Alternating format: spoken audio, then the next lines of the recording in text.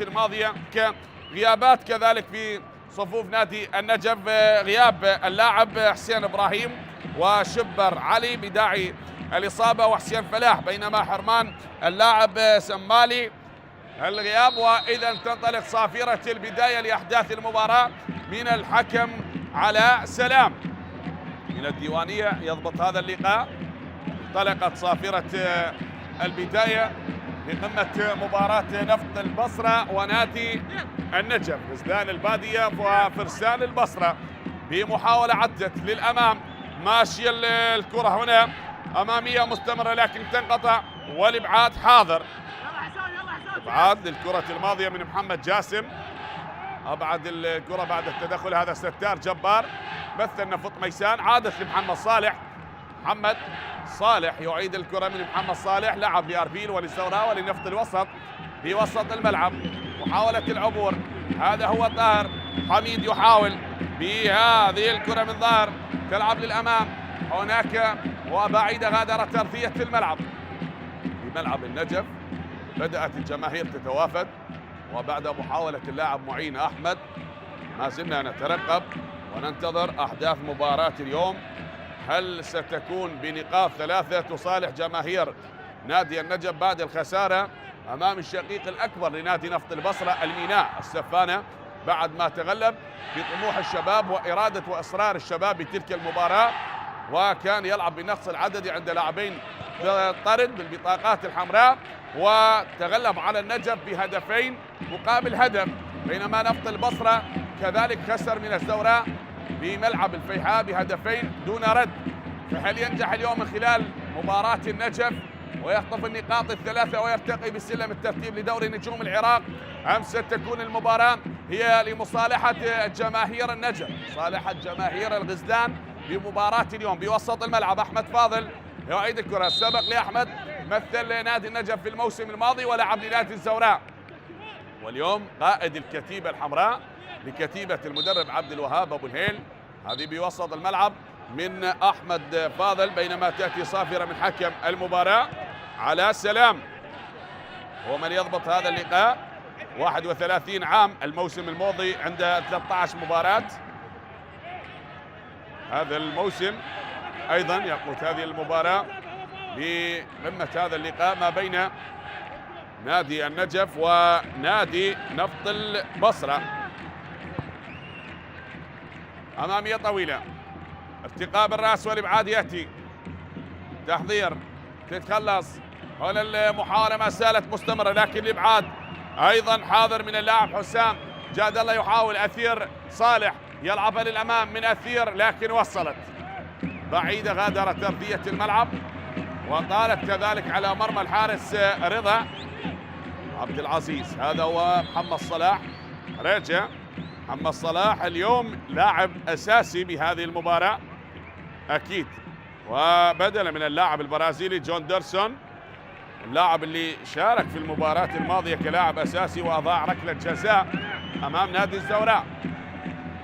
وائل عبد الحصر، وهنا توجيهات للكابتن حمزة أحمد جمل. تعود مرة أخرى محاولة العبور بهذه الكرة لمحمد جاسم لكن غادرت أرضية الملعب، غادر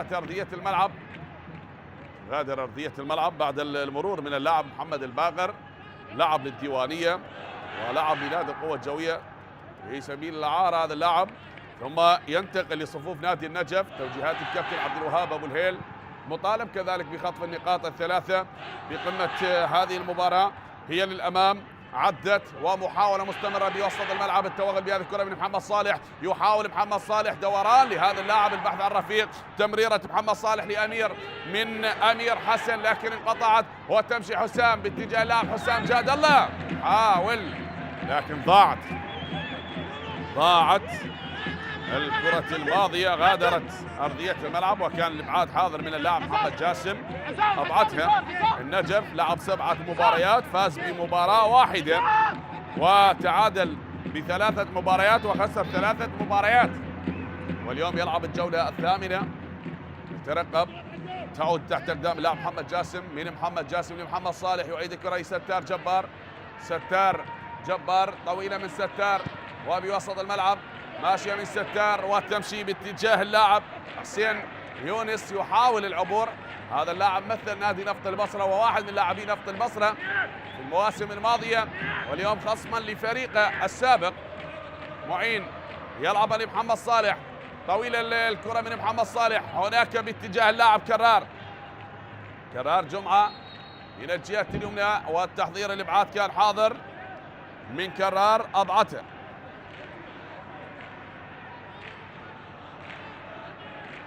أبعد الكرة الماضية من أمام اللاعب يونس حمود.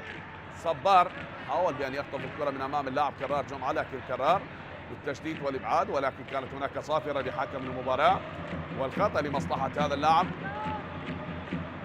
مباراة المدرب المصري وعدة لقاءات جمعت نادي النجف ونادي نفط البصرة. هذه المواجهة رقم 29 من موسم 2006 وحتى هذا الموسم موسم 2023-24. محاولة العبور، معين يمشي، معين بتسديده لكن انقطعت هنا من يونس محمود. تمريرة يونس حمود كادت أن تكون باتجاه اللاعب معين، لكن هناك من حاول العبور وعادت مرة أخرى بوسط الملعب، هي تكون قريبة للاعب صلاح من محمد صلاح. حريجة، تمريرة حريجة بتمريرة الأمام، محمد صلاح يمشي بهذه الكرة يا صلاح، وستار جبار يقطع طريق من ستار. مرت الآن لحسين يونس، من حسين يونس محاولة العبور بهذه الكرة ليونس حمود، من يونس حمود وصافرة حكم المباراة والخطأ لمصلحة اللاعب يونس حمود. هذا هو يونس حمود وصافرة حكم المباراة، صافرة والخطأ. الكرة الماضية ما زلنا نترقب ونشاهد أحبتي، هل سيأتي الهدف والهدف الأول لمن سيكون وشباك من ستمزق بمباراة اليوم؟ النقاط الثلاثة هل ستكون لجابة المدرب عبد الوهاب والهيل أم لكتيبة الجمل بقمة هذه المباراة؟ نعم، البحث عن النقاط الثلاثة والمطالبة بالنقاط الثلاثة لكون مستوى الفريقين قريبة ومتقاربة المستويات ما بين نفط البصرة والنجف. النجف لم يفوز إلا بمباراة واحدة، ونفط البصرة كذلك لن يفوز إلا بمباراتين. ما زلنا نترقب ونشاهد متعة المباراة وقمة اللقاء بهذه المباراة. تلعب أمامية للأمام طويلة، محاولة مستمرة. ما زلنا نشاهد أحبتي هذه تلعب، وهنا هتافات جماهير نادي النجف أكيد داعمة لغزلان البادية لقمة هذه المباراة ولقمة هذا اللقاء ما بين النجف ونفط البصرة. نفط البصرة هل يعود للبصرة محملا بالنقاط من النجف أم ستكون لأصحاب الأرض هذه النقاط الثلاثة قمة هذه المباراة؟ محاولة العبور هي ماشية الآن، هي عدت، ولكن هنا المحاولة من يونس حمود يلعبها باتجاه اللاعب معين، لكن عادت هناك من ظاهر حميد من طاهر، وتعود الكرة بتسديد ارتدت من محمد الباقر وغادرت أرضية الملعب يا محمد الباقر. غادرت أرضية الملعب يا محمد الباقر. تستمر المحاولات ما بين الفريقين حتى الآن. نعم، في قمة هذه المباراة نفط البصرة خسر ب3 مباريات وفاز بمباراتين وتعادل بمباراتين. لازلنا نشاهد أحبتي وننتظر الهدف لمن سيكون بقمة هذه المباراة. نذكر بنتائج الجولة الثامنة، الحدود تعادل أمام القاسم ب3 أهداف لمثلها، ونوروز تعادل مع الكهرباء بهدف لمثله، أما كربلاء تغلب على نادي الكرخ بهدفين مقابل هدف، وأمانة بغداد في الوقت القاتل يتغلب على النفط بهدف مقابل لا شيء. عدت الآن، بينما الشرطة تغلب على زاخو بهدفين دون رد، والزوراء أنهى مباراته ب3 أهداف مقابل لا شيء على حساب نادي تهوك. مرت المحاولة، نفط البصرة نفط ميسان تعادل أمام نفط الوسط ولا زال بصدارة الترتيب لدوري نجوم العراق بالصدارة المؤقتة حين مباراة القوة الجوية اليوم وأربيل، بينما سيلعب الطلبة أمام الميناء للمباراة الأخيرة لحساب هذه الجولة. محاولة العبور تمشي من حسين، يلعبها للأمام، ما زالت مستمرة. هذا هو من يحاول يونس حمود، من يونس حمود عادت بوسط الملعب معين ويونس، لكن هنا تنقطع، يتراجع البحث عن زميل من معين، يعيد الكرة لياسر سلام، من ياسر سلام لمحمد صالح، محمد صالح والبحث عن مصالحة الجماهير بتسديده، عادت، نعم أبعدت، صدت وأبعدها اللاعب أحمد فاضل. هناك صافرة لحكم المباراة والخطأ. الكرة الماضية مرت 10 دقائق والتعادل أزال قائم بهذه المباراة. شاهد محاولة اللاعب يونس حمود، وبعد أن اشترك اللاعب معين عاد الكرة ليلعبها لسلام من ياسر سلام، لكن التشديد وكانت هناك صافرة لحكم المباراة. ما زلنا نترقب أحبتي حيدر جمال، وحكم المباراة يطلب من حيدر بأن يعيد الكرة للخلف. تستمر ندية هذه المباراة بالبحث عن أول أهداف اللقاء ما بين محمد الباقر ومحمد صلاح حريجة للأمام، لكن يعيدها ستار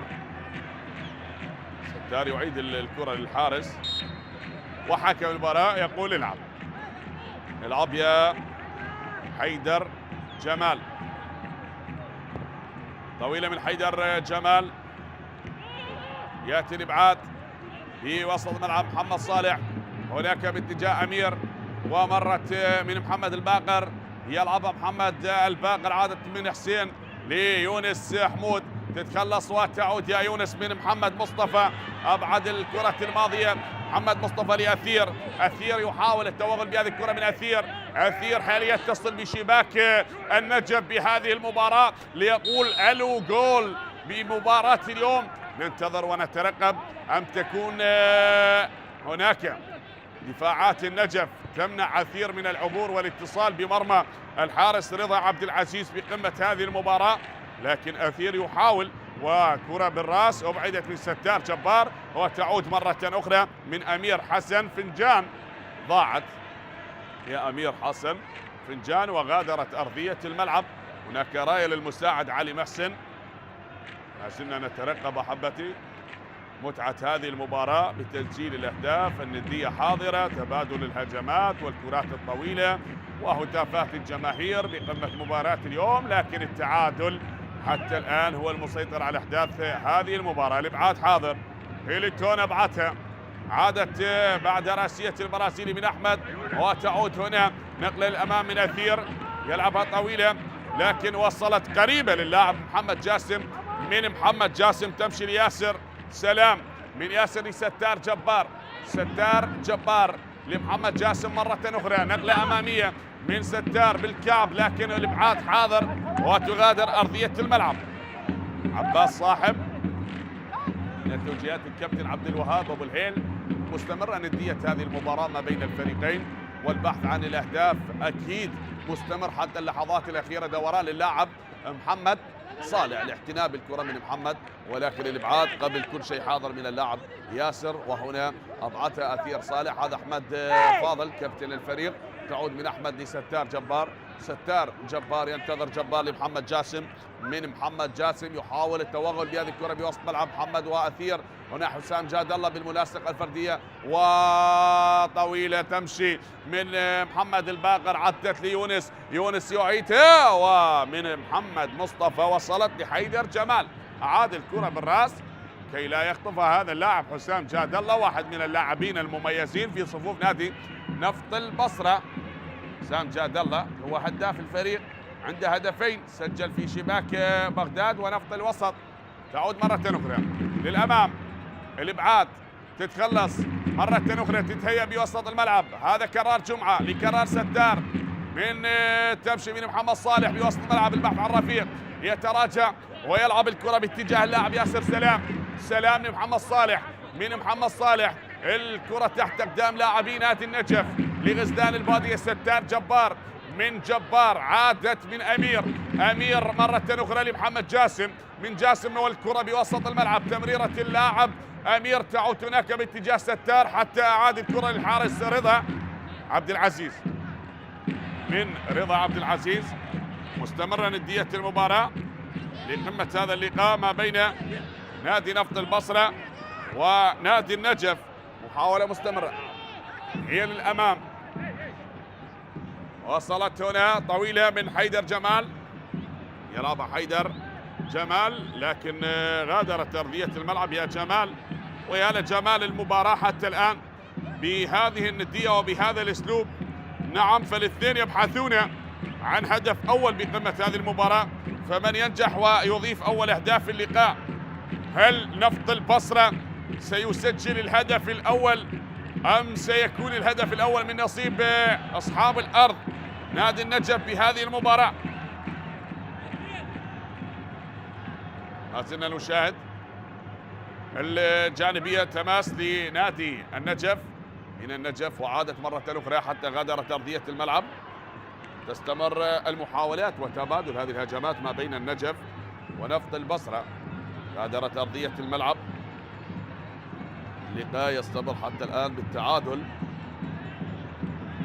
والتعادل هو المسيطر على أهداف هذه المباراة.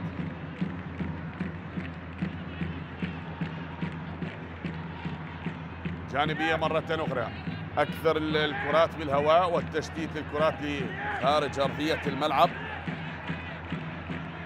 شاهد هذه المحاولة أيضا غادرت أرضية الملعب.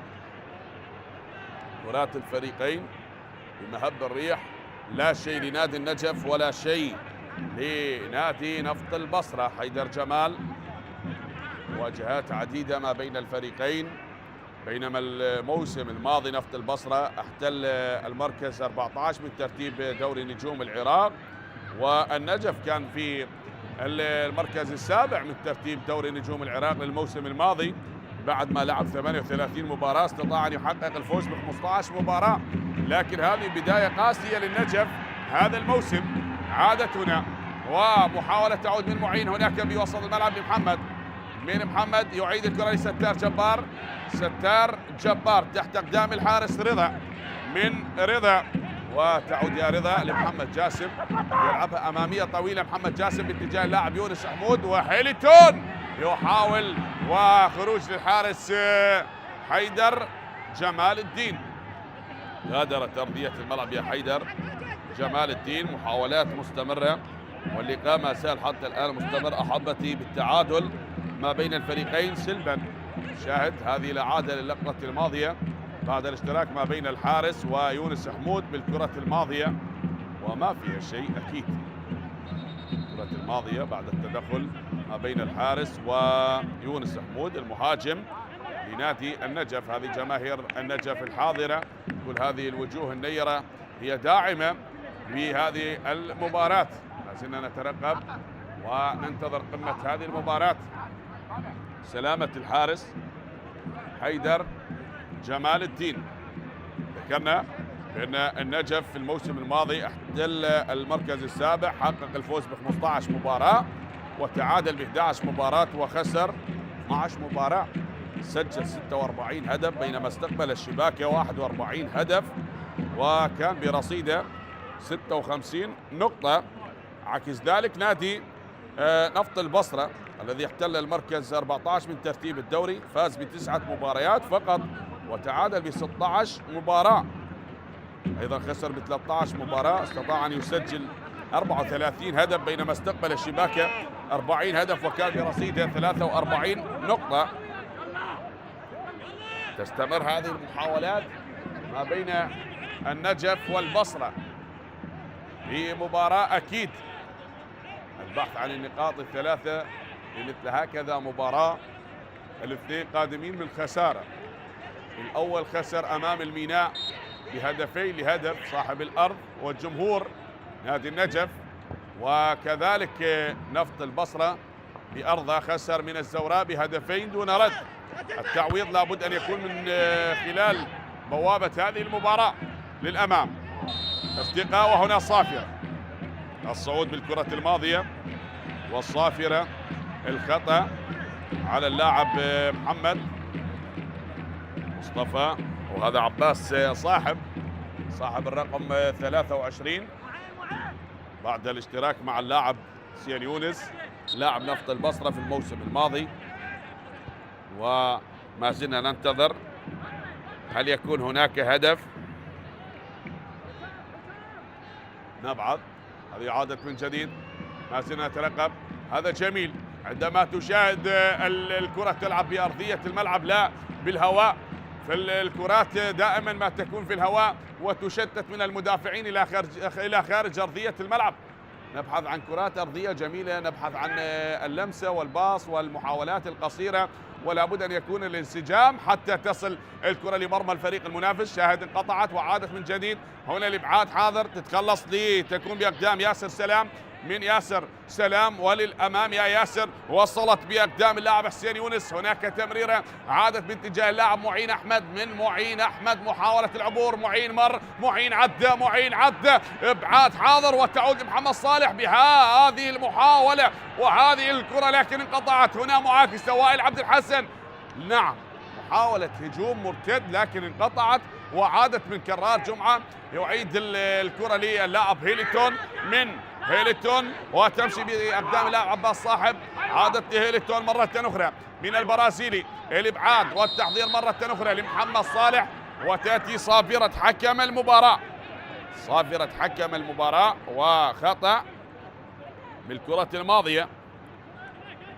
شاهد بعد محاولة وبناء هجوم جميل لنادي النجف، بدأ يقترب من مرمى نادي نفط البصرة شيئا فشيئا ويبحث عن تسجيل أول أهدافه من خلال أحداث الشوط الأول. فهل سينجح أبناء النجف غزلان البادية بتسجيل أول أهدافه بهذه المباراة، أم سيكون الهدف الأول للفريق الذي حل ضيفا لا لأصحاب الأرض لا لأصحاب الدار؟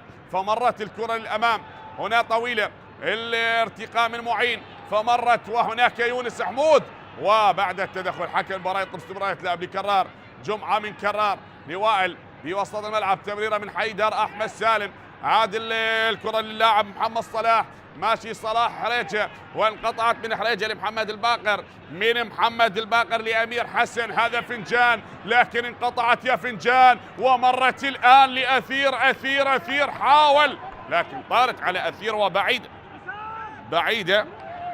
نعم غادرت أرضية الملعب، طالت على اللاعب أثير وتغادر أرضية الملعب، كانت أسرع من أثير. شاهدت هذه الإعادة ومحاولة اللاعب معين أحمد، هذه الإعادة جميلة، مر معين لكن سقط داخل منطقة ال18 وهناك كانت عرقلة، لكن حكم المباراة كان قريب. وهنا حيدر أحمد سدد من مكان بعيد جميل، لكن رضا عبد العزيز ينقذ مرمى نادي النجف. نعم وأبعد الكرة الماضية. شاهد هذه الإعادة وهذه التسديدة، والحارس رضا عبد العزيز نعم بتسديدة قوية جدا وبلحظات أخيرة أبعدها بقبضة اليد رضا لينقذ مرمى غزلان البادية من هدف محقق. الركنية عم نشاهد محبتي حتى الآن والتعادل مستمر ما بين النجف ونفط البصرة، لا شيء للنجف ولا شيء لنفط البصرة. الاثنين مطالبين بخطف النقاط الثلاثة لمباراة اليوم، وندية المباراة مستمرة. نلعب بالدقيقة 24 من أحداث الشوط الأول والتعادل مستمر. رضا عبد العزيز، يلا يا رضا، وهناك من يترقب وينتظر، تمشي من رضا طويلة وبالراس ارتقاء، عادت هنا المحاولة تستمر من محمد، يحاول حسين يونس صعبة من بين ثلاثة لاعبين، حاول أن يمرر الكرة للاعب يونس حمود، لكن كان هيليتون بالملاصقة الفردية مع اللاعب يونس حمود. وللتماس عباس صاحب المدافع الايسر لنادي نفط البصرة بوسط الملعب، ارتقاء من امير والابعاد من حيدر احمد سالم، تعود مرة اخرى من ظاهر حميد من طاهر، وهنا حيدر احمد شتت هذه الكرة عالية الى خارج ارضية الملعب.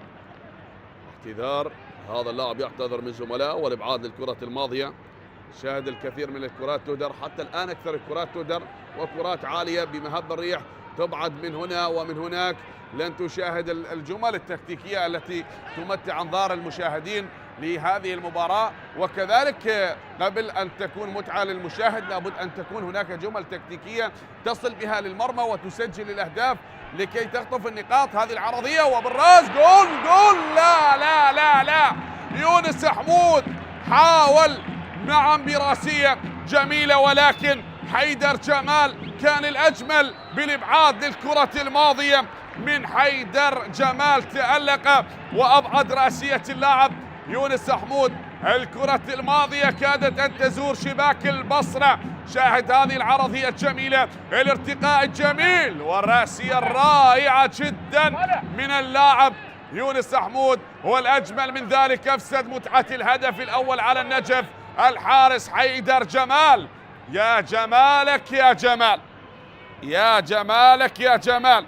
جميل لهذا الحارس، أكيد تألق نعم بطيران جميل، أبعد كرة الهدف الأول لنادي النجف. ومحاولة من جديد، يونس يمشي من حسين يونس، هنا صافرة لحكم المباراة، سلامة للاعب حسين وكذلك سلامة اللاعب عباس صاحب بعد الاشتراك، وعلى ما يبدو فيها بطاقة صفراء. البطاقة الصفراء ستكون حاضرة في المباراة. الخطأ وبعد التدخل بالكرة الماضية. نفط البصرة حقق الفوز على أمانة بغداد ب3 أهداف مقابل لا شيء. شاهد نظرات للمدرب حمزة الجمل، نعم الجمل بما حمل بمباراة اليوم. حمزة أحمد المصري، هل يخطف النقاط الثلاثة بهذه المباراة؟ ما زلنا نردد بالنقاط الثلاثة. هل تكون للمدرب الطموح عبد الوهاب أبو الهيل بقمة هذه المباراة فهو كذلك مطالب بخطف النقاط الثلاثة، أو سيتقاسمون نقاط هذه المباراة إذا استمرت بهذا الأسلوب؟ وربما في الشوط الثاني يتغير أسلوب المباراة من الإبعاد والتشتيت للكرات. لابد أن يكون الاعتناء بالكرة والوصول بأسلوب مختلف عن هذا الأسلوب، وأكيد بالتغييرات. ربما الغيابات تؤثر، أكيد غيابات اللاعب شبر علي وحسين إبراهيم وحسين فلاح وسنبالي عن صفوف نادي النجف. أكيد الغيابات دائما ما تكون مؤثرة. كذلك تغلب على نادي نفط الوسط بهدفين. هدف نادي نفط البصرة آخر فوز كان عنده هو هدفين مقابل هدف واحد. خسر من الحدود 2-1، من نفط ميسان 2-0، ومن الزورات 2-0. تعادل أمام القاسم سلبا، وتعادل أمام نادي كربلاء بهدفين مقابل هدفين. صافرة حكم المباراة والكلام ما بين الكابتن حكم المباراة علاء سلام وربما مهند مناف حكم الرابع. للأمام بالراس، وصلت هنا لطاهر حميد، يحاول قائد الكتيبة تتخلص لتعود مرة أخرى من طاهر حميد، يلعبها بذكاء. الآن يا حسين حمود من يونس، ضاعت. هذا حسين يونس ويونس حمود بالرقم 19، يونس حمود وحسين يونس عفوا، لاعب نفط البصرة سابقا. شاهد هذه الإعادة لهذه الرأسية الجميلة والطيران الرائع للحارس حيدر جمال. الإبعاد، التركيز كان حاضر وإصرار هذا الحارس بإبعاد الكرة عن مرمى فريقه. أثير صالح يلعبها للأمام من أثير صالح، محاولة مستمرة، ما زلنا نترقب. تعود من أثير، يلعبها طويلة من أثير، لكن ستار قريب يترك هذه الكرة تغادر أرضية الملعب. غادرت أرضية الملعب. تستمر هذه المحاولات وتبادل هذه الهجمات ما بين نادي نفط البصرة ونادي النجف. أحبتي، ما زالت المباراة مستمرة بهذا الأداء، ولكن الأهداف غائبة. ثمرة المباراة هي حصد النقاط الثلاثة. فمن يخطف ثمار هذه المباراة؟ هل نفط البصرة الكتيبة الحمراء بلونه الأحمر؟ نعم، التوتر، الغضب، أمام الأزرق، هذا اللون غزلان البادية وأكيد لون السماء والماء بمباراة اليوم. فالنجف بملعبه وأمام جماهيره مطالب بأن يصالح الجماهير بقمة هذه المباراة. أمس سيبقى الفريقين حبايب بمباراة اليوم ويتقاسمون نقاط هذه المباراة، لكن هناك شوط ثاني وما زال هناك وقت متبقي لعمر الشوط الأول، ولكننا نبحث عن الجمل التكتيكية، نبحث عن الهجمات التي تمتع أنظار المشاهدين أكيد وتفرح وتسر قلوب المدربين. عندما يصل المهاجمين لمرمى الفريق المنافس فأكيد تكون هناك أمور مفرحة بالنسبة للمدربين. هذه عادة هيليتون من هيليتون فتمشي لعباس صاحب هيليتون مرة أخرى لمحمد مصطفى. محمد مصطفى أمامية طويلة من محمد مصطفى وبوسط الملعب لمصلحة اللاعب محمد صلاح، من صلاح أثير صالح، يحاول أثير بوسط الملعب، يمشي أثير ويقترب من منطقة العمليات فعادت من أثير لعباس لحيدر يلعبها الآن لأحمد فاضل، لكن ستار يتدخل ويبعد الكرة ستار حتى وصلت هناك لحسين يونس وصافرة حكم المباراة. سلامة اللاعب ستار بإصرار بروح قتالية لهذا المدافع يتدخل ويبعد الكرة من أمام اللاعب أحمد فاضل كابتن فريق نفط البصرة. سلامة اللاعب، السلامة لستار جبار بعد المحاولة بالكرة الماضية. ستار جبار بالقميص رقم 2، وهذه جماهير النجف الحاضرة بملعب النجف الدولي. ما زلنا نترقب نعم في السراء والضراء مع النجف. هذا التيفو الجميل غزلان البادية، وتيفو غزلان البادية في السراء والضراء مع النجف مع الغزلان. حب الكيان أكيد هنا حاضرين. دائما ما ترى ملعب النجف يمتلئ بجماهير غزلان البادية، لكن على ما يبدو نعم هناك زعل في قلوب الجماهير النجفية على الإدارة وعلى اللاعبين بعد النتائج السيئة، وهي بداية غير موفقة. نعم الكل يعلم بأن نادي النجف دائما ما نراه في المراكز المتقدمة من منافسات الدوري، واليوم في دوري نجوم العراق بتسديدة من محمد صالح أكيد سيعود النجف لسابق عهده ولأيامه الجميلة وانتصاراته. نرى النجف بأن ينافس الأندية الكبيرة في جميع المناسبات. هذه محاولة طالت وغادرت أرضية الملعب بعد ما احتل المركز السابع في الموسم الماضي برصيد 56 نقطة. حقق نتائج طيبة، نتائج كبيرة. فاز الموسم الماضي بأكبر نتيجة 5-2 على حساب نادي نفط ميسان، وكذلك تغلب على نادي زاخو 3-1 من النتائج الكبرى اللي فاز بها نادي النجف في الموسم الماضي. وكذلك حقق الفوز بمباراة أمام كربلاء ب3 أهداف مقابل هدفين. ومن أسوأ النتائج التي خسر بها هي 3-2 أمام نادي أربيل، وخسر من الكرخ 3-2. مباراة مستمرة حتى الآن. ذكرنا احتل المركز السابع، وفي العديد من المواسم كان نادي النجف يلعب في المراكز المتقدمة. مثلا في موسم 95-96 كان هو الوصيف لدوري نجوم العراق أو للدوري الممتاز مع المدرب ناجي حمود، وكذلك في موسم 2005 كان أيضا وصيفا للدوري العراقي مع المدرب هاتف شمران، وبموسم 2009 أيضا كان الوصيف مع المدرب عبد الغني شهد. هذه عدت وهنا المحاولة، لكن اليوم ترى النجف بما مر به من ظروف بأسوأ أحواله الآن ومن الأندية المتأخرة في ترتيب دوري نجوم العراق. هذه محاولة وبالتسديدة من مكان بعيد غادرت أرضية الملعب. شاهد هذه التسديدة من مكان بعيد غادر أرضية الملعب. تسديدات خطيرة بالنسبة من لاعبي نادي نفط البصرة. الأولى كانت من اللاعب حسام جاد الله، وهذه من اللاعب أحمد فاضل.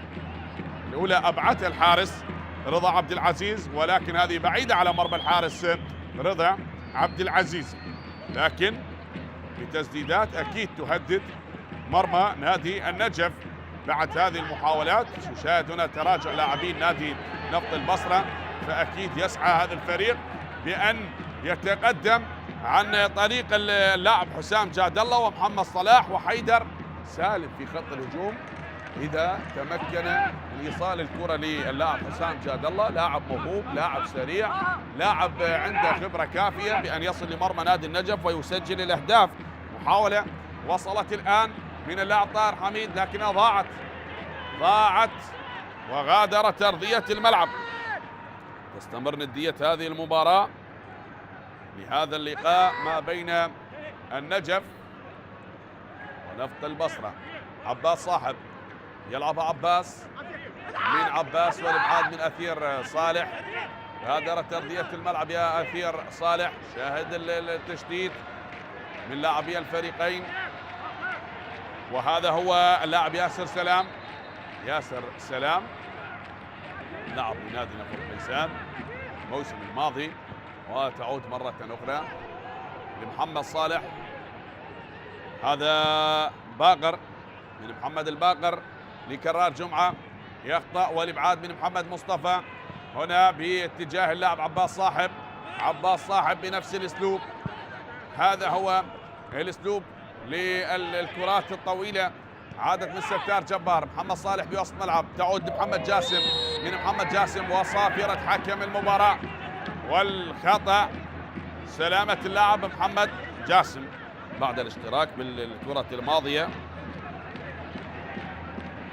زلنا نترقب ونشاهد حتى الآن أمة هذه المباراة، بينما أحبت هي التعادل سيطر على أحداث المباراة لحساب الجولة الثامنة من دوري نجوم العراق.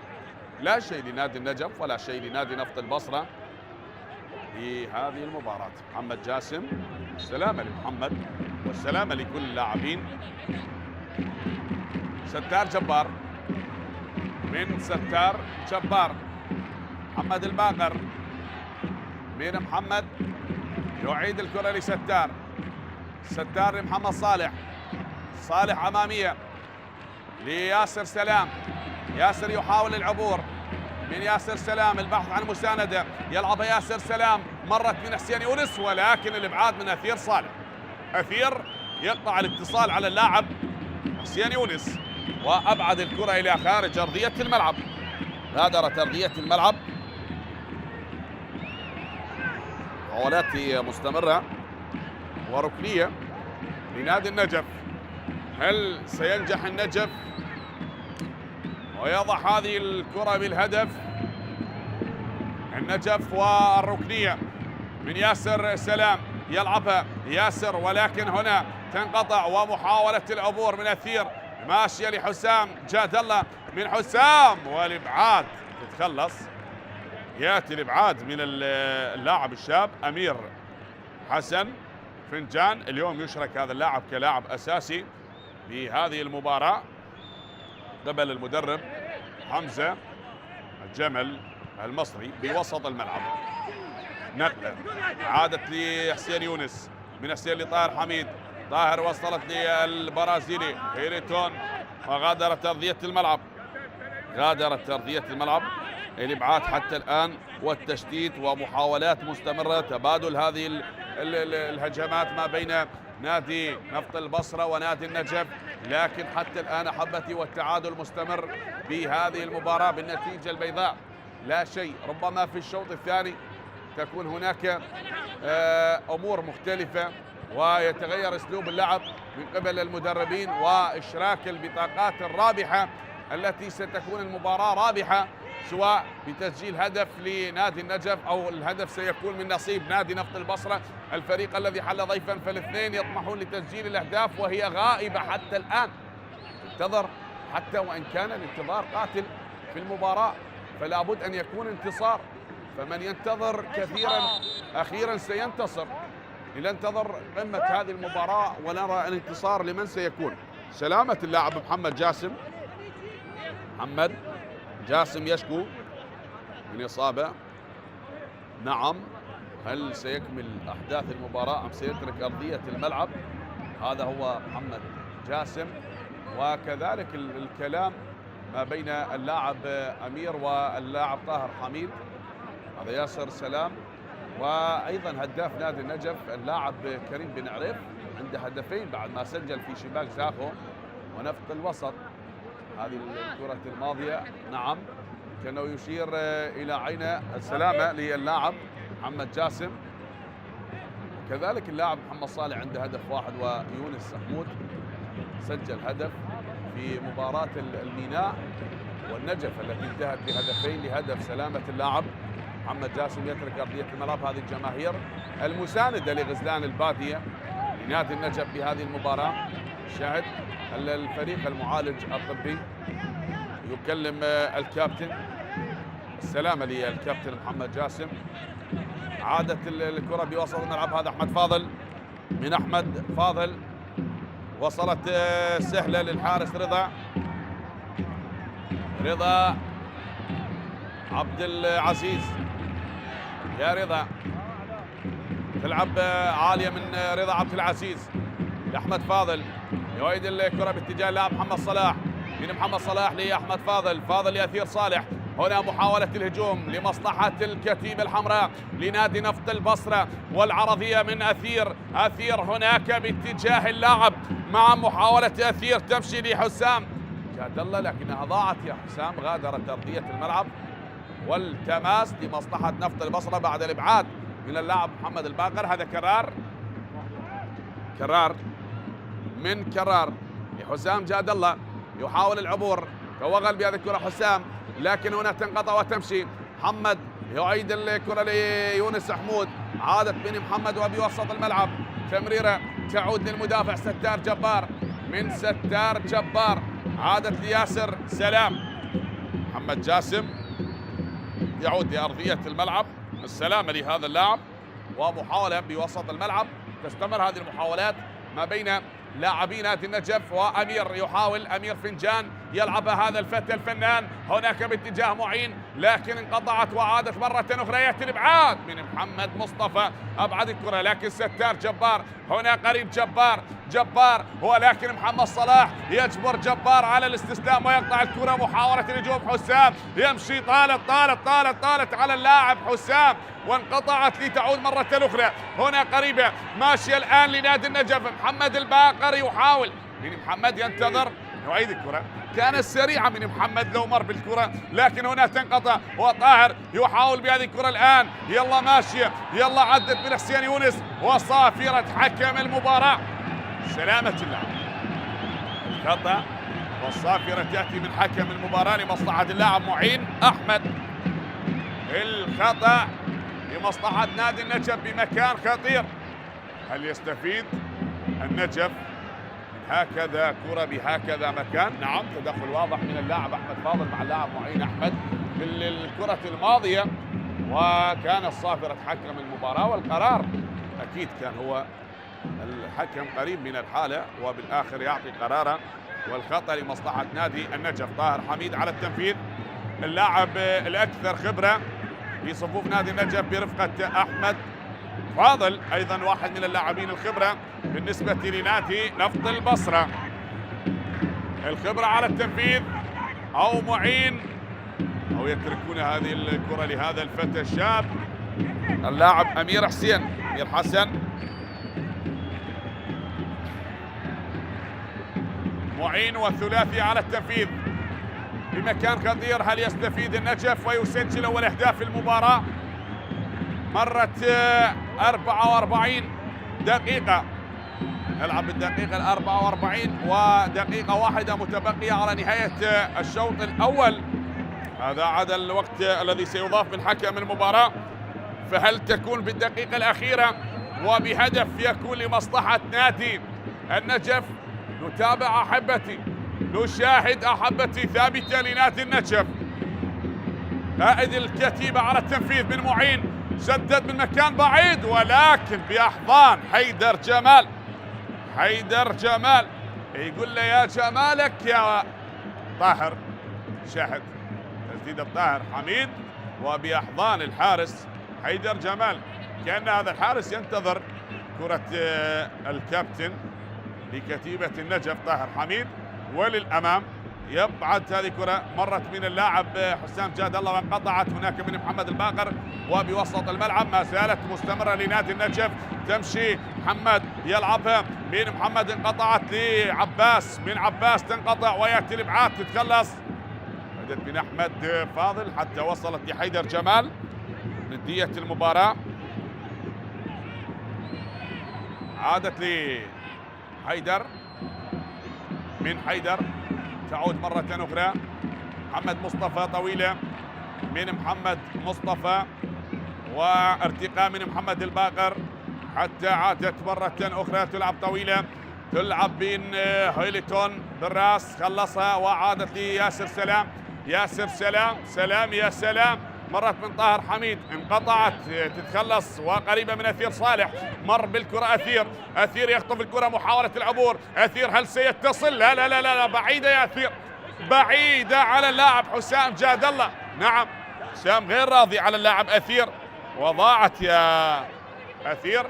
شاهد هنا غضب الكابتن عبد الوهاب أبو الهيل، لو كانت الكرة قريبة وبهدولة كادت تصل لأقدام اللاعب حسام جاد الله وكاد أن يمر ويعد بالكرة ليسجل أول أهداف المباراة. دقيقتين كوقت إضافي، وهذه عادت من اللاعب محمد، من محمد هناك محاولة العبور من اللاعب محمد جاسم، التماس من اللاعب محمد مصطفى هيلتون، من هيلتون والتعادل قائم حتى الآن. أثير صالح، من أثير لأحمد فاضل، أحمد يحاول، جميل أحمد فاضل، مر من اللاعب معين أحمد ويتوغل حتى الآن، ينتظر، يعيد الكرة لمحمد صلاح، من محمد صلاح لأحمد فاضل، تمريرة أحمد فاضل تنقطع من اللاعب حسين يونس، ومحمد صلاح مرة أخرى بوسط الملعب، هذه لحسين يونس يلعبها باتجاه اللاعب يونس حمود وقريبة من البرازيلي هيلتون، أبعدها.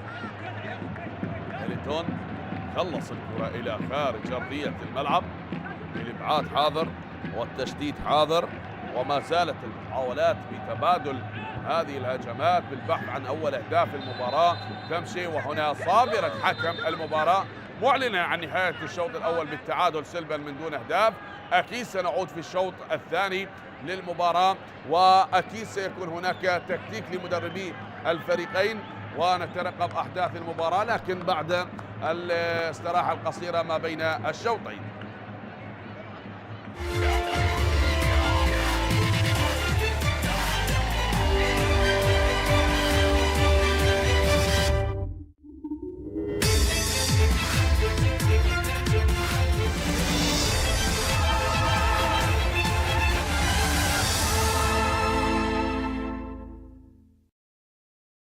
لكتيبة البرتغالي ولكتيبة المدرب لوي صلاح والكادر التدريبي واللاعبين، وأيضا مبارك لنادي الزوراء.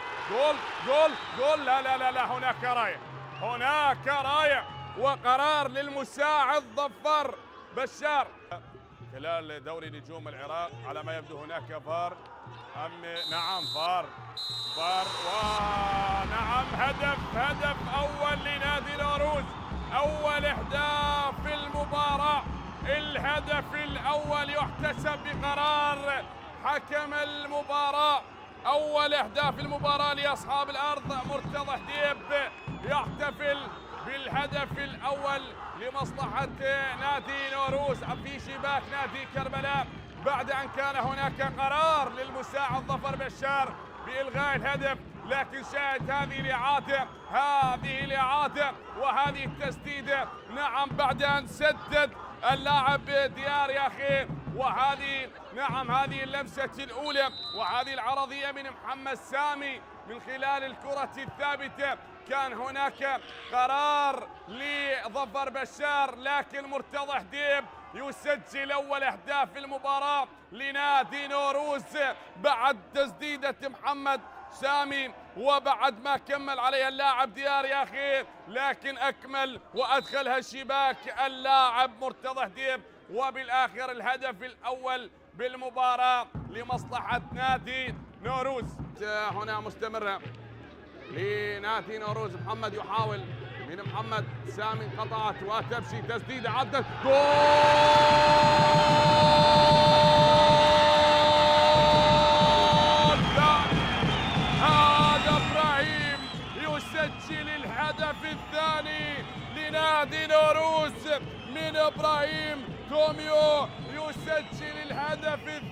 الثاني لنادي نوروز، وتصبح نتيجة المباراة بهدفين دون رد. نعم، صاحب الرقم 49 يسجل الهدف الثاني في المباراة.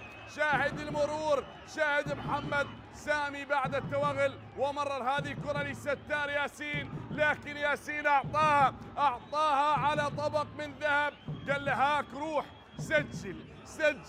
نعم، وسجل إبراهيم توميو الهدف الثاني في المباراة. نعم، هذا اللاعب يضيف الهدف الثاني بعد ما سجل في المباراة الماضية في شباك أمانة بغداد.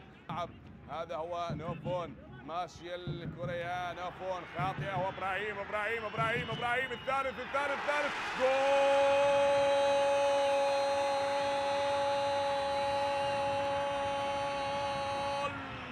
ثالث الأهداف. نعم، الأسمراني إبراهيم جحيم، إبراهيم هذا جحيم يسجل الهدف الثالث في شباك العبيد، في شباك كربلاء. شاهد يقول له سمعني. شاهد هذه، نعم، هذه التمريرة، الأسيست الجميل من وسط الملعب، وإبراهيم انطلق، إبراهيم عدى، إبراهيم سجل ثالث الأهداف. تصبح نتيجة المباراة 3-0 لنادي نوروز. ثلاثية قاسية جدا. نعم، شاهد طريقة الاحتفال، يحتفل بطريقة بونيتيلي الإيطالي بهدفه الثالث الآن في المباراة. هل ينجح محمد؟ يغير في اتجاه لعب، كرة ممتازة يانيك بابكر يحاول، والسقوط لبابكر، لكن لوكاس لف ودار الكرة، الله! كسرت الحدود، وبالتالي اخترق دفاع صقور الجبال، تتلقى أول الأهداف عن طريق الكناري. بابكر جبريل برأسية قاتلة، حاول محمد صالح الوصول إليها، والآن يأتي الهدف الأول، هدف للكناري عن طريق هذا اللاعب بابكر جبريل المتوهج في هذا الموسم مع الكرخ. لاحظوا السقوط، حاول الحصول على ركلة جزاء، لوكاس لف ودار، وهنا لعب كرة عالية، بابكر برأسه، صعبة على محمد صالح، وهذه بالقائم ومن ثم إلى المرمى، وهدف أول، عرضية من لوكاس، رأسية من بابكر، والكرة في مرمى محمد صالح.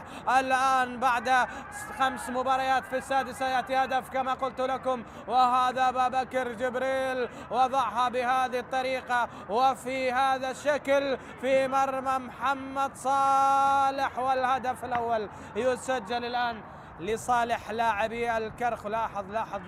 لاحظ الاستغراب من جانب لاعبي الدهوك الموجودين على الخط، لاعبي الاحتياط. وفي حديث من الفار، هل يلغى الهدف؟ هل هنالك خطأ ليانيك زاكري؟ سجاد خالد يتحدث الآن في انتظار التأكيد. ليث فرحان الآن في انتظار تأكيد أو رفض الهدف، القرار بيد الفار. وما يجري في غرفة الفيديو ينتظر اللاعبين. لاحظ هنا يانيك بابكر، هل عرقل زاكري؟ هنا سقط زاكري وسقوط ذاتي، لا أعتقد فيه شيء، هدف صحيح جدا. لاحظ هنا يانيك سقط سقوط ذاتي، إلا إذا حكم المباراة تعتبر أن هنالك مخالفة أثناء السقوط، وهذه كرة الهدف شرعية تماما، لكن القرار في غرفة الفار. الأمور متروكة لليث فرحان. هنا أكد الهدف، نعم احتسب الهدف، إذا هدف يحتسب للكرخ. الكرخ هدف لا شيء دهوك. مباراة الصدارة إلى الآن يخسرها سليمان رمضان بهدف مقابل لا شيء وتفريط. علي علي محسن بوسط الملعب، البعض عن زميل، هذه تمريرة للأمام لإبراهيم، من إبراهيم ومرت الآن داكوستا، سدد جميلة، ربما الآن للحدود، هل سيكسرون القيود؟ لا لا لا لا لا لا لا، مرة أخرى يطالبون بهدف. جول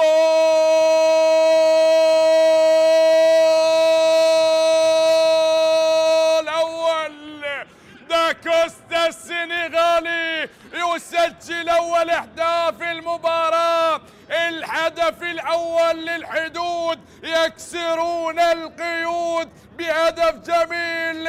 نعم، للحدود للحدود للحدود، دورينا رفعة راس، ما حاجة لشهود، حي الله بالأبطال فرسان الحدود. هدف جميل، هدف رائع، شاهد المحاولة الأولى، حسن تصدى وداكوستا حاول، السنغالي ينتظر وبعدها سدد وسجل أول أهداف المباراة. المدافع كان داخل المرمى، نعم داخل المرمى، ويسجل أول أهداف المباراة للحدود. يأتي الهدف الأول، الهدف الجميل من السنغالي، نعم يستغل سقوط الحارس ويسجل الهدف الأول الرائع. انطلق حديث المباراة بتسجيل الهدف الأول، بينما من يريد أن يكتب السيناريو لهذه المباراة لا يزال يبحث عن التعادل بأرضه. مرت الكرة وبالراس، جول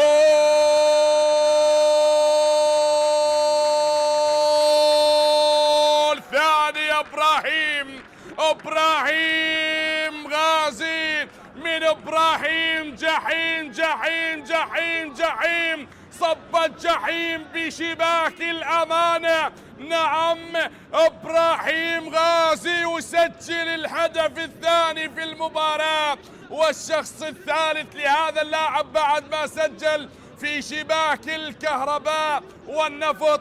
شاهد التوغل، شاهد المرور، شاهد العبور، داكوستا نعم أسكنها في الشباك إبراهيم، وراسية جميلة بعد العرضية تصعب على الحارس بأن يتصدى، بأن يقفز، بأن يطير ويتصدى لهكذا كرة في الزاوية البعيدة. إبراهيم غازي يضيف الهدف الثاني للحدود ويكسر جميع القيود هذه المرة. يلا الآن بهذه الكرة وتمشي لميلاد الآن، ميلاد والعرضية من ميلاد، أولاديو، جول جول جول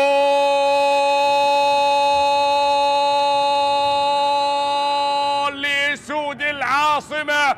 عادت الأسود تزأر بملعب الأمانة، وللأمانة هدف جميل، هدف مثير، هدف رائع، خادعت المدافعين. شاهد هذه العرضية من ميلاد وراسية، نعم بنيران صديقة، بهدف عكسي جاء عن طريق اللاعب حمزة عبد الحسين، يسجل هدف عن طريق الخطأ بمرمى فريقه. نعم، شاهد الاشتراك بالكرة الماضية وارتقى المدافع لكن اسكنها شباك فريقه، وبخطأ دفاعي يأتي الهدف عن طريق النيران الصديقة من اللاعب حمزة، يسجل بمرمى فريقه وتصبح نتيجة المباراة 2-1. عملية تحضير مع كريست، علي يحاول للدالي، هدف أول فرسان المملكة عن طريق السوري علاء الدين الدالي، بهدف أول لنفط ميسان عن طريق الفنان علاء الدين الدالي. هدف أول فرسان المملكة بمتابعة، وفي الدقيقة 4+5. لاحظ هل هناك كان تسلل، والانطلاقة والمتابعة، وكان محظوظ الدالي باللقطة الماضية. شوف أتت بالمكان اللي يريد يحبه، وبالتالي أول ورابع إلى بالدوري. رابع إلى بالدوري بعد الهاتريك أمام الطلب. السوري علاء الدين الدالي، شوف اصطدت من شنيشل وعادت وبهذا الشكل. نفط ميسان يفتتح التسجيل عن طريق علاء الدين الدالي. كل شيء ممكن يحدث. علاء سعد يلعب الكرة، انطلاق الدالي، علاء الدين يحاول تسديده، ثاني للدالي. الدالي يرتقي بنفط ميسان إلى العلالي.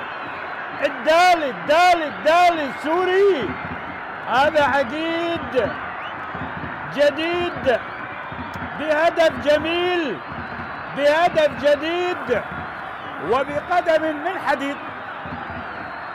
الله، ذكرنا بالمواس ويانا في موسم 21، 5 أهداف، يتصدر قائمة هدافي نجوم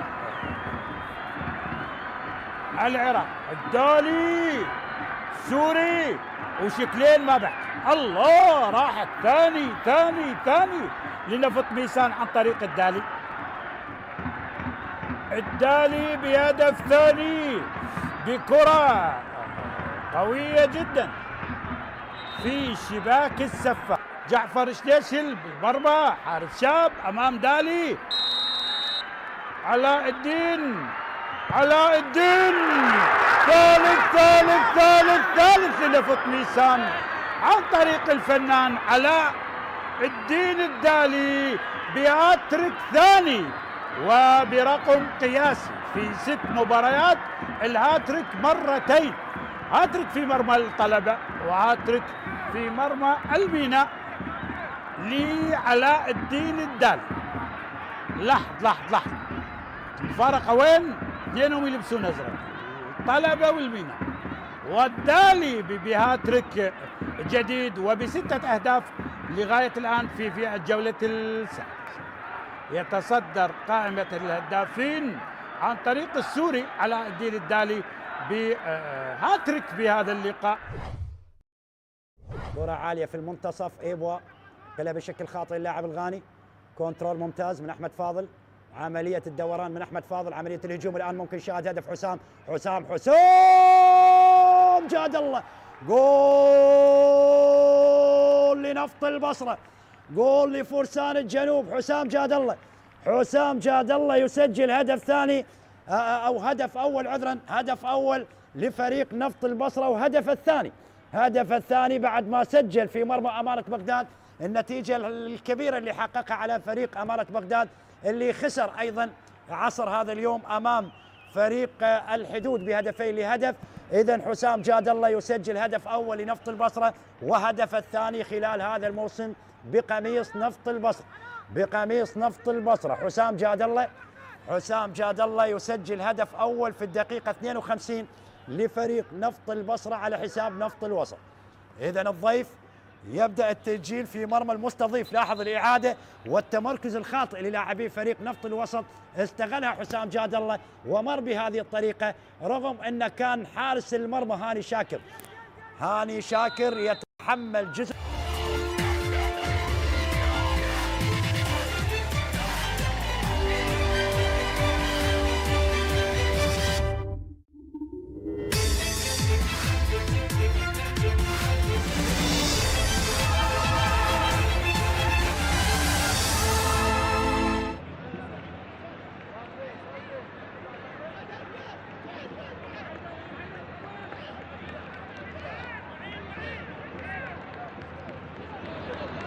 مرحبا بكم احبتي. بعد ان تركنا الشوط الاول ينتهي بالتعادل، اتينا لمجريات الشوط الثاني من احداث مباراه النجف ونفط البصره.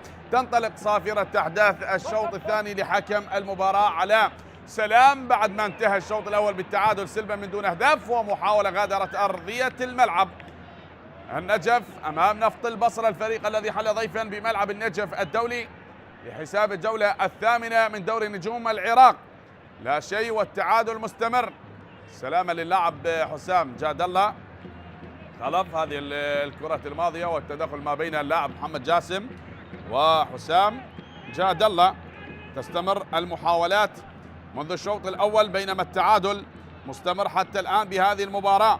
لا شيء لنادي النجف ولا شيء لنادي نفط البصرة. من رضا عبد العزيز، يلعب رضا وهناك للأمام من محمد، عادت لستار جبار، ستار بوسط الملعب لمحمد صالح، من محمد صالح نقلة بوسط الملعب، تعود من محمد باتجاه اللاعب ياسر. محمد جاسم أمامية طويلة، ارتقاء من هيليتون، انقطعت من محمد مصطفى، يعيد الكرة لكرار، كرار جمعة يلعبها طويلة، كرار جمعة تتخلص وتعود من محمد مرة أخرى بوسط ملعب محمد الباقر براسية، عادت بوسط الملعب أحمد فاضل، ماشية بأقدام اللاعب يونس حمود، يحاول لكن هيليتون يقطع الطريق من هيليتون والإبعاد حاضر. تعود مرة أخرى يا هيليتون لأحمد فاضل، ماشية بوسط الملعب لنادي نفط البصرة. حتى الآن ندية المباراة مستمرة. نعم، البحث عن هدف أول بمباراة اليوم، هل يكون من نصيب نادي نفط البصرة أم سيكون من نصيب نادي النجف، أو ستنتهي هذه المباراة بالتعادل ويكون التعادل الثالث خلال هذه الجولة الثامنة من دوري نجوم العراق. حسام جاد الله يحاول العبور بينما محمد الباقر بالملاصقة الفردية مع اللاعب حسام جاد الله حتى أبعد الكرة إلى خارج أرضية الملعب.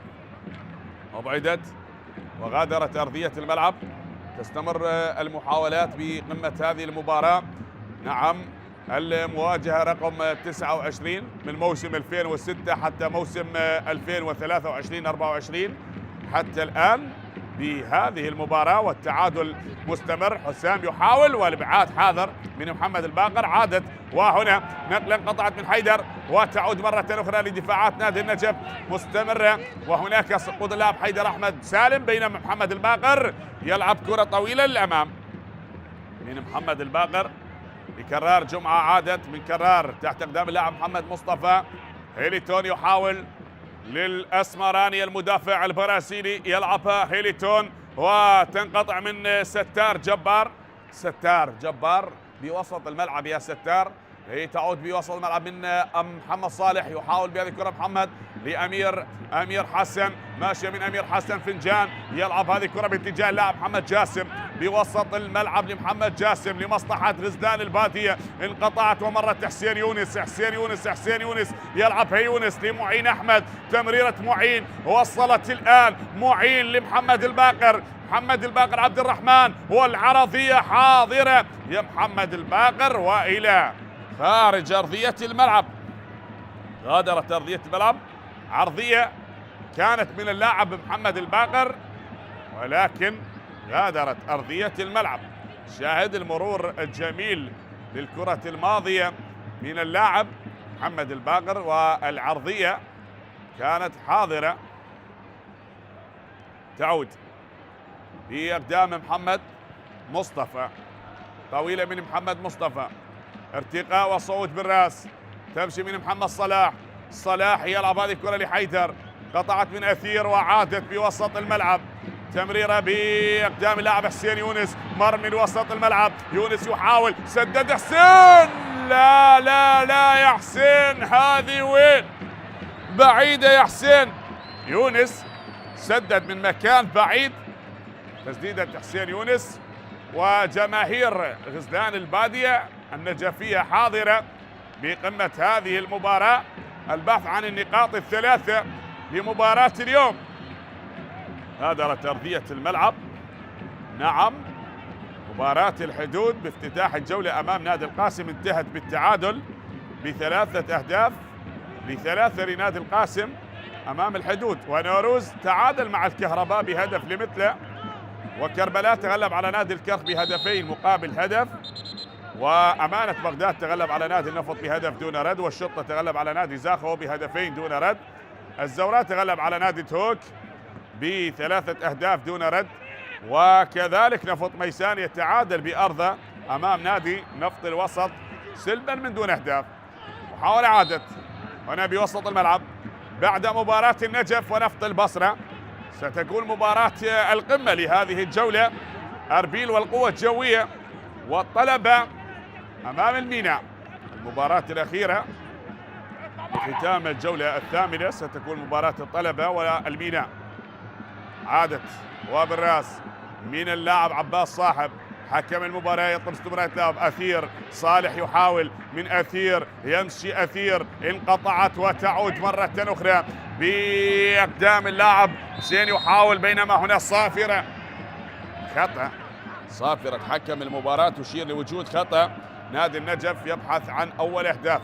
عادت من ستار جبار بوسط الملعب من ستار وماشية من أمير حسن. تمريرة أمير باتجاه اللاعب طاهر حميد، انقطعت وبالراس من أحمد، من حيدر. أحمد سالم تمشي لمحمد صلاح لأحمد، صلاح لحيدر. أحمد محاولة حسام جاد الله، بينما محمد جاسم بالملاصقة مع اللاعب حسام غادرت أرضية الملعب.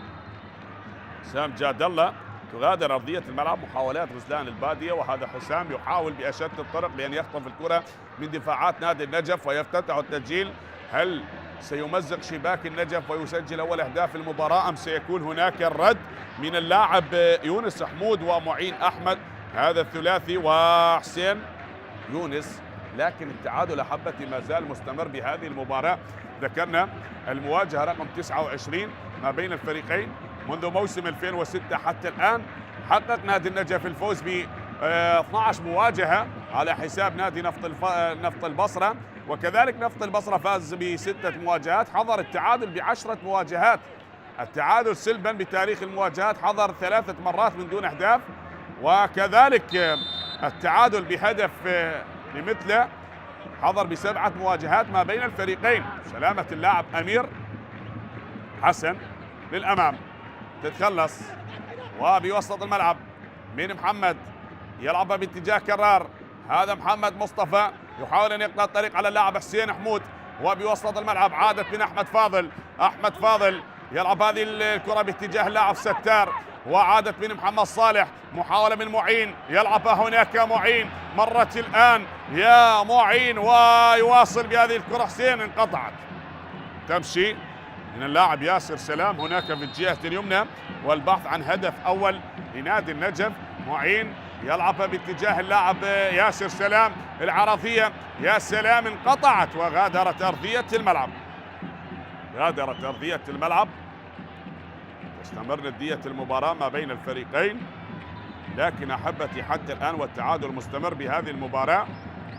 ما زلنا نترقب من يسجل والنقاط ال3 لمن ستكون، هل لأبناء البصرة أو لأبناء النجف بملعب النجف، ويفرح جماهير الحاضرة بهذه المباراة وهم ينتظرون ويترقبون قمة هذه المباراة. خلال 28 لقاء جمع الفريقين، شهدت هذه المواجهات تسجيل 68 هدف، استطاع النجف أن يسجل 38 هدف منها، وكذلك نفط البصرة سجل 30 هدف. هذه الجماهير بهذا التصفيق وهذه المؤازرة حاضرة لغزلان البادية. هنا بوسط ملعب التوغل بهذه الكرة، محاولة انقطعت وعادت هناك من ياسر، يأتي الإبعاد من اللاعب محمد صلاح، تعود مرة أخرى لنادي النجف من محمد، يلعبها محمد، عادت الحارس يا رضا عبد العزيز، يلعب كرة طويلة انقطعت من أثير وتعود لمحمد الباقر. من محمد الباقر يحاول العبور بهذه الكرة لستار جبار، من ستار جبار بوسط الملعب لمحمد صالح طاهر حميد كابتن الفريق لمحمد صالح. معين من معين أحمد يتراجع 1-2 ما بين محمد وطاهر، عادت مرة أخرى من محمد الباقر ويأتي الإبعاد من اللاعب حيدر أحمد سالم. تشتيت الكرة الماضية، هذا هو حيدر أحمد سالم، وغادرت أرضية الملعب. تبادل المحاولات، وهنا التغيير لنادي النجف، يشترك اللاعب حسنين أو عفوا أحمد نور شلاب، هو أحمد لعب أيضا لنادي الميناء ولعب لنفط البصرة. يشترك الآن طاهر حميد كذلك يغادر أرضية الملعب، وشارت القيادة للكابتن معين. كذلك اللاعب كريم بن عريف يشرك الآن بقمة هذه المباراة. ما زلنا نتابع أحبتي وننتظر هل يكون الهدف حاضر بهذه المباراة. محاولة العبور كادت من حسين يونس لكنها ضاعت يا حسين، وصلت للحارس حيدر جمال. سلامة اللاعب محمد مصطفى. تغييرات المدرب المصري حمزة جمل بدأت لكتيبة غزلان البادية، ومطالب بالنقاط الثلاثة بهذه المباراة. شاهد الكرة الماضية ما بين اللاعب حسين يونس، وصلت هذه الكرة لأحضان الحارس وسقط اللاعب مصطفى محمد أرضا. جماهير الغزلان بهذا التصفيق، بهذه الهتافات، بهذا التشجيع وهذه المؤازرة لكتيبة غزلان البادية، وهم ينتظرون فرحة النقاط الثلاثة وهدف الفوز بهذه المباراة. هل يخطفون الفوز من كتيبة المدرب عبد الوهاب أبو الهيل أم سيكون الرد قاسي عند هذه الدقائق من عمر الشوط الثاني، وتنقلب المباراة لمصلحة الفريق الضيف بقمة الجولة الثامنة من دوري نجوم العراق. العرضية من محمد الباقر وصلت لحيدر جمال. حيدر جمال الدين، يا حيدر جمال، ينتظر حيدر. تستمر ندية المباراة بين النجف ونفط البصرة. كذلك خسر في مباراة الديربي أمام نادي كربلاء في تلك المباراة التي انتهت بهدفين دون رد. عادت من جديد. هنا نقلة، محاولة العبور. كريم يمشي البديل بتمريرة، وصلت تتهيأ من كريم، عدت حسين يونس. حسين يونس وصلت من حسين يونس، وبعد ما هيها اللاعب يونس حمود، وكانت تمريرة جميلة. عادت الآن لكريم بن عريف، يحاول يمشي بهذه الكرة لكن انقطعت، وعادت هنا تتهيأ من اللاعب سام جاد الله، واشتراك من المدافع ستار جبار. اعتذار بروح رياضية بعد الاشتراك ما بين اللاعب ستار جبار وحسام جاد الله. اشتراك بالكرة الماضية، وكان الصافرة الحكم المباراة حاضرة. في وسط الملعب أحمد فاضل على التنفيذ، على ما يبدو تغيير آخر. صباح عواد سيشرك، وأيضا اللاعب جوان ديرسون. محمد صلاح هو من يغادر أرضية الملعب. محمد صلاح، وسيشرك اللاعب البرازيلي جوان ديرسون، وأيضا صباح عواد. بهذه اللحظات على ما يبدو صباح سيكون بدلا من اللاعب أثير صالح، أو بدلا من اللاعب حيدر سالم. جوان ديرسون، نعم، أثير يترك أرضية الملعب. أثير صالح هو من غادر أرضية الملعب، ومحمد صلاح حريجة. كذلك يشرك البرازيلي جوان ديرسون، هذا المهاجم الأيسر لنادي نفط البصرة. محاولة العبور بهذه الكرة لكن غادرت أرضية الملعب. نشاهد أحبتي وما زلنا ننتظر، نلعب بالدقيقة 60 من أحداث المباراة، والتعادل مستمر سلبا من دون أهداف. لا شيء لنادي نفط البصرة ولا شيء لنادي النجف. محاولة العبور من معين أحمد هناك باتجاه الجهة اليمنى. تمشي الآن محاولة الوصول بهذه الكرة من ياسر سلام، انقطعت لحسين يونس. حسين يونس يعيد الكرة وعرضية حاضرة، وصلت لحيدر جمال. نعم، مستمرة ندية المباراة، يأتي الإبعاد وهناك صافرة. خطأ على اللاعب سام جاد الله بعد الاشتراك ما بينه وبين اللاعب ستار جبار. معين أحمد كابتن الفريق، من معين أحمد يعيد الكرة بوسط الملعب لمحمد صالح، من محمد صالح باتجاه اللاعب معين. معين يحاول العبور، معين أحمد يعيدها. معين تمشي يا معين، وعادت لمحمد صالح بعرضية حاضرة بالراس، تتهيأ من يونس حمود، لكنها كالمعتاد تعود لأحضان الحارس حيدر جمال. شاهد بالراس وللمرة الثانية برأس الكابتن يونس حمود. نعم أخطأ بمرتين، هل سينجح بالمرة الثالثة؟ هذا اللاعب الموهوب يونس حمود، وبتسديده وصلت لرضا عبد العزيز. محمد الباقر، تمريرة محمد الباقر بوسط ملعب، هنا صافرة والخطأ، صافرة حكم المباراة على سلام، هو من يضبط هذا اللقاء ويدير هذه المباراة. سلامة لمحمد الباقر. بعد تحضير يونس من كريم ومحاولة للاعب محمد الباقر، سقوط اللاعب حيدر أحمد سالم، يشكو من إصابة حيدر. سلامة اللاعب حيدر أحمد سالم بعد الاشتراك بالكرة الماضية خلال مواجهات الفريقين. حقق نادي النجف الفوز ب 12 مواجهة موسم 2006 29/12، فاز 2-1. هذه الإعادة للقطة الماضية يوم سجل كاسب سلطان ومحمد هادي ويوسف براك سجل بتلك المباراة لنفط البصرة. هذه واحدة من نتائج اللقاءات التي جمعت الفريقين.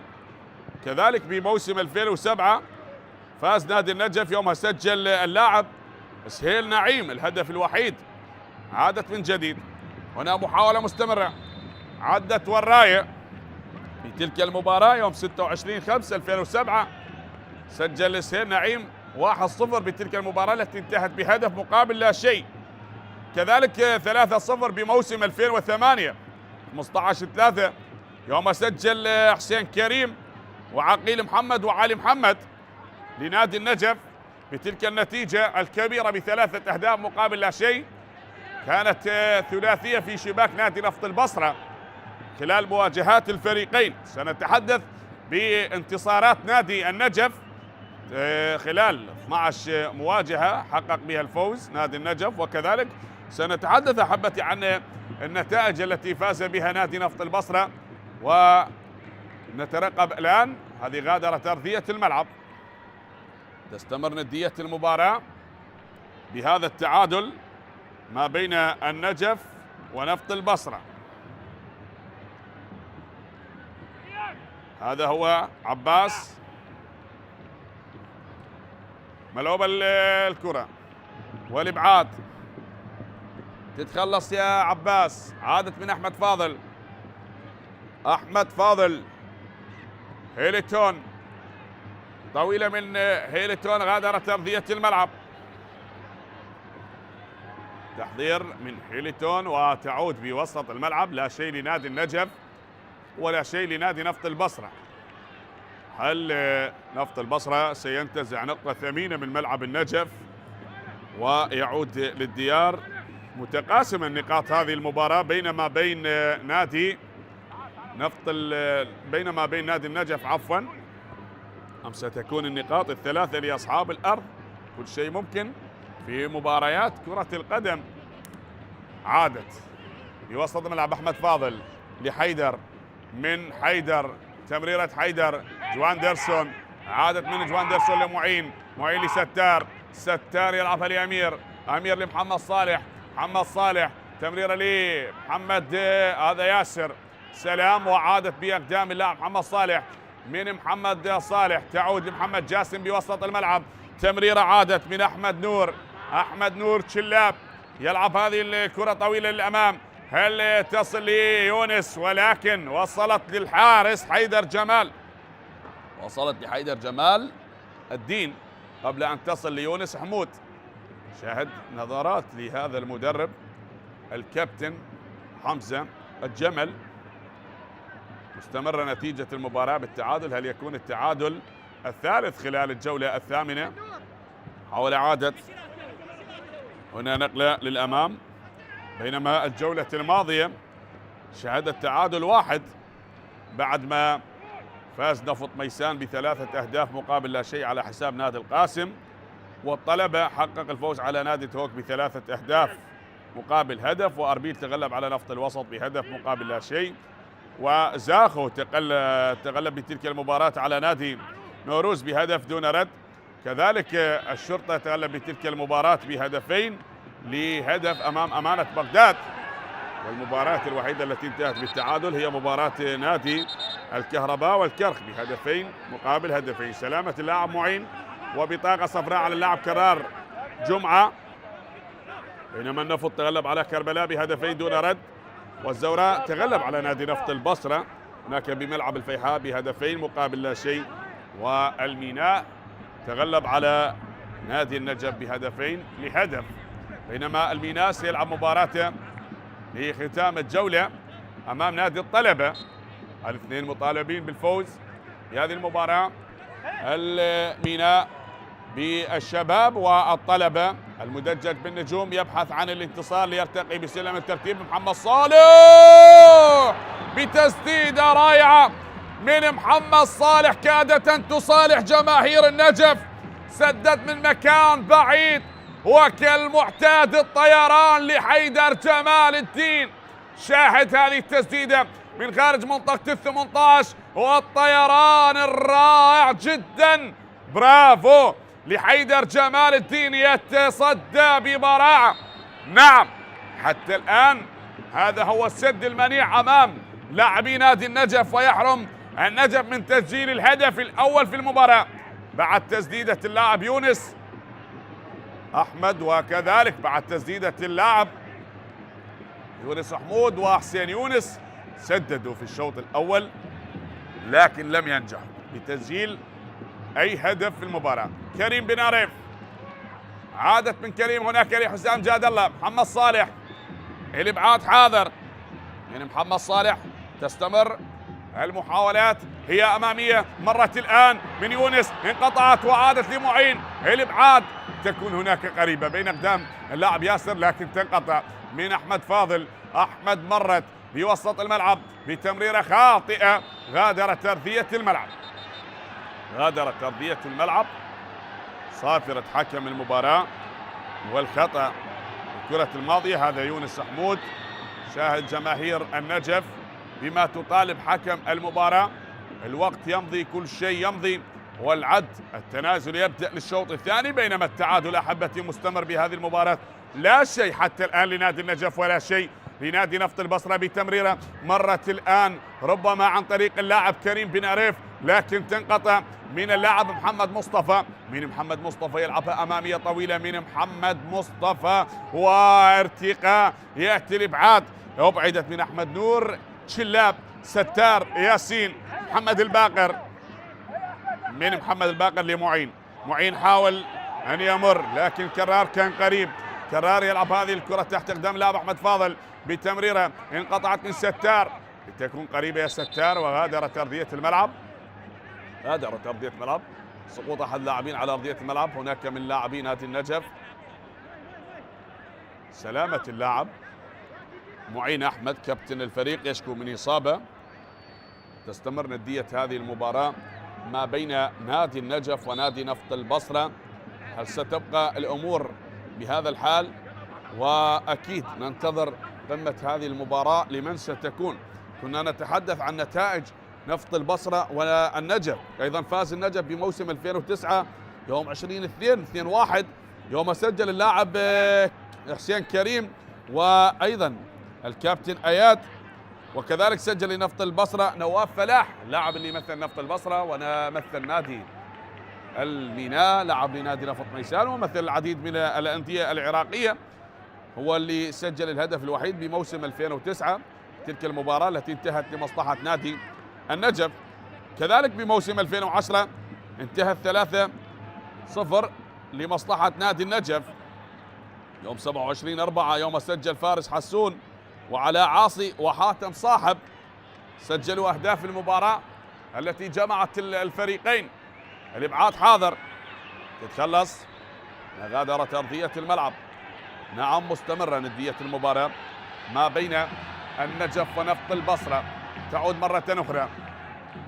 20 دقيقة متبقي على نهاية الوقت الأصلي للمباراة أحبتي، والتعادل ما زال مستمر بهذه المباراة. لا شيء لنادي نفط البصرة ولا شيء لنادي النجف. محاولة العبور بهذه كرة من معين يلعبها باتجاه اللاعب محمد الباقر، لكنها طالت على محمد الباقر. طويلة يا محمد الباقر وغادرت أرضية الملعب.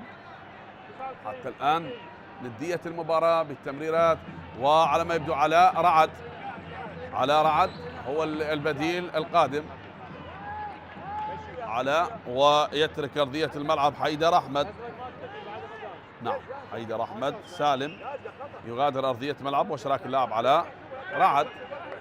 سبق لهذا اللاعب مثل نادي الزوراء، لعب لنادي نفط ميسان ولنفط البصرة، واحد من اللاعبين مميزين. هذه العادة بالتسديدة الرائعة من اللاعب محمد صالح، سدد من مكان بعيد، ولكن الطيران الجميل لهذا الحارس مرة أخرى.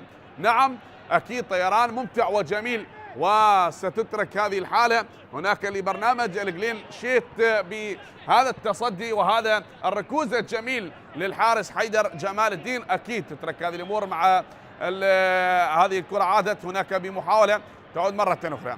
يلا ماشي، تعود مع الكابتن إبراهيم سالم. عدت لتشخيص الأخطاء عند الحراس، وأكيد لتمكين الحراس أن يتلافوا تلك الأخطاء التي تحدث في مباريات كرة القدم. برنامج هاتف وجميل جدا يعرض عبر شاشة العراقية الرياضية. هذه بمحاولة عادت ومن جديد بوسط الملعب. هنا الكرة تعود للاعب أحمد نور، من أحمد نور بتمريرة طويلة وصلت لأحمد، وعادت من الكابتن محمد لستار. ستار يعيد الكرة لمحمد جاسم. محمد جاسم بوسط الملعب يا محمد جاسم. استمر ندية المباراة، تراجع لاعبي نادي نفط البصرة للخلف، وستار جبار بوسط الملعب. ستار يبحث عن زميل، من ستار لأحمد. أحمد نور، محاولة أحمد نور، من أحمد نور عادت لمحمد.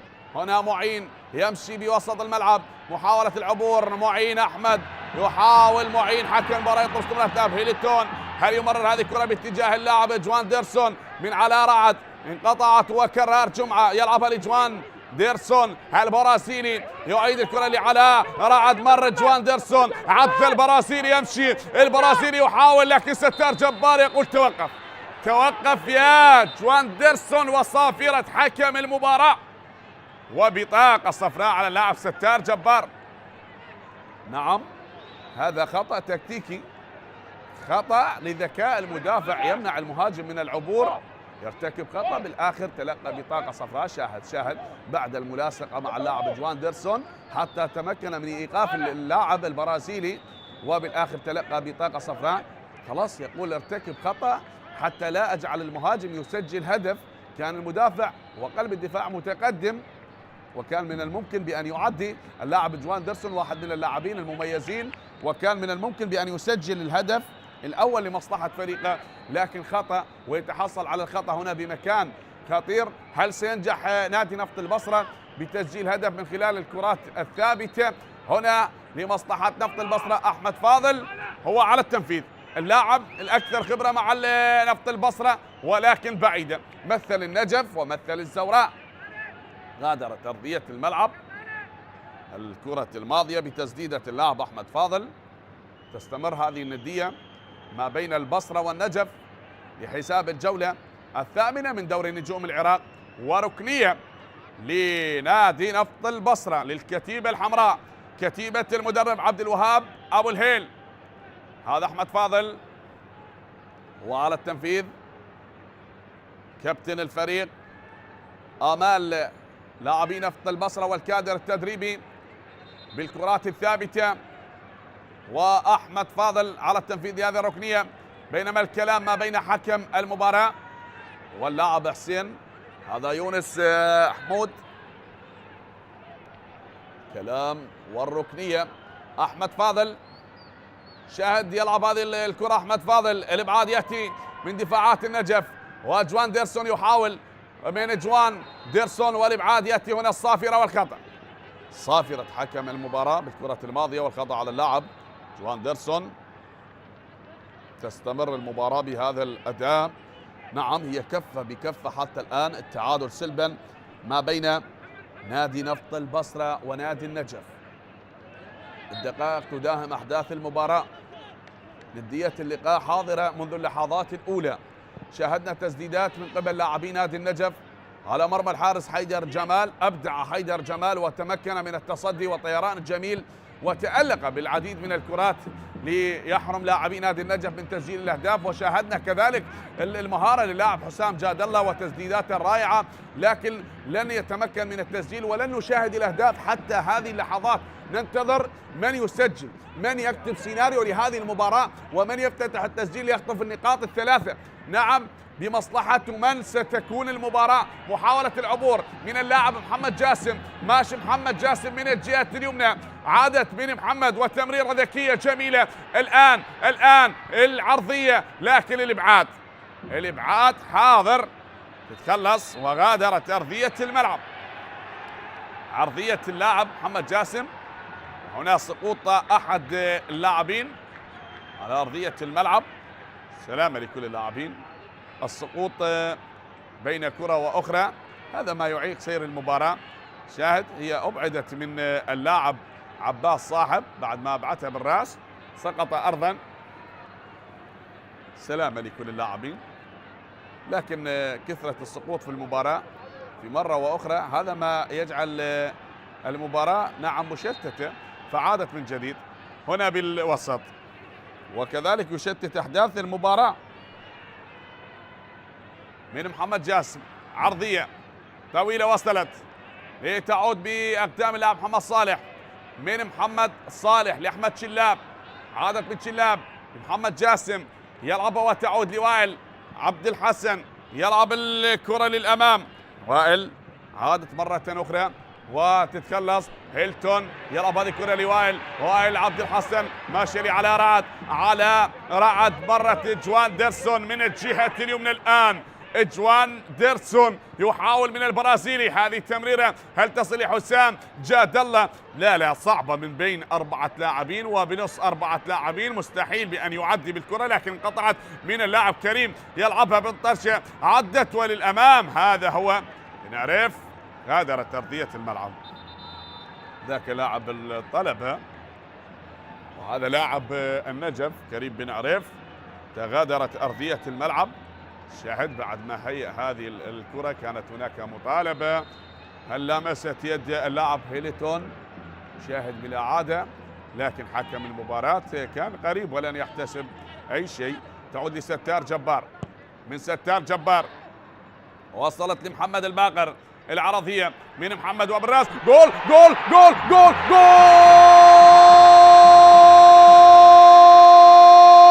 أول للنجف للنجف للنجف. هذه المرة بالهدف أم لا؟ لا لا لا لا لا لا، هي فعلا بالهدف، لكن الراية تحرم النجف من الهدف.